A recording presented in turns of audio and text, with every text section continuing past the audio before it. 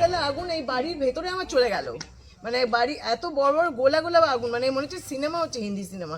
এরকম যে কি হচ্ছে কলকাতা, তো কোনো মানে সেফটিই নেই দেখতে পাচ্ছি। যে এরকমভাবে যদি একটা মানে শহরের মধ্যে, হ্যাঁ শহরের মধ্যে মেন জায়গায় যদি এইভাবে মানুষের ওপর বোমাবাজি করা হয়, এইরকম বড় দেওয়াল আর এই তার কাঁটা আটকে গেল বলে তাই। এবার যদি তার কাঁটা না থাকতো সোজা তো আমার জানলাতেই গিয়ে লাগতো না, আর আমি তো ওখানে বসে ওটা যদি লাগতো মানুষ তক্ষুনি যাবেই যাবে একদম স্পট ডে। কারণ মনে করছে কারণটা তো বুঝতে পারছি না কি কারণ হতে পারে। এটা তো একটা কারণেই বুঝতে পারছি যে ভীষণ আনসেফ হয়ে গেছে কলকাতা, যাচ্ছে তাই ব্যাপার। যে এবারে এবার আমার ছেলে এ তো গাড়ি করেও যা আশা করছি না, সবসময় তো ঘুরছি অন দ্য মুভ। এবারে যদি রাত্রিবেলা গাড়ি করে আসতে আসতে ওই বাইকটা যদি আমাদের গাড়িতেই ছুঁড়ে দিত, তাহলে গাড়ি শুধুই উড়ে যেতাম।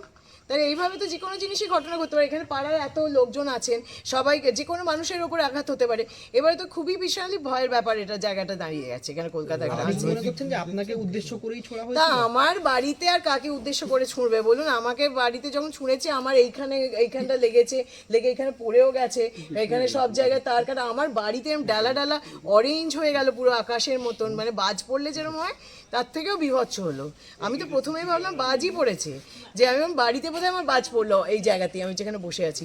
তারপরে ভাবলাম বোধহয় যে আমি বুঝতে পারছি না এত আগুন কিসের আগুন, বুঝতে পারছি না তো। রাজনৈতিক